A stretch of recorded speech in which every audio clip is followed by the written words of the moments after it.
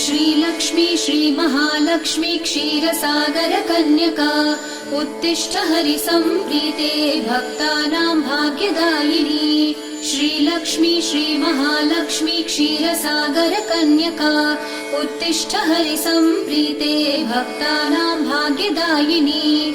उत्तिष्ठोत्तिष्ठ श्रीलक्ष्मी विष्णुवक्षस्थलालये उत्तिष्ठ करुणापूर्णे लोकानां शुभदायिनी। उत्तिष्ठोत्तिष्ठ श्रीलक्ष्मी विष्णुवक्षस्थलालये उत्तिष्ठ करुणापूर्णे लोकानां शुभदायिनी।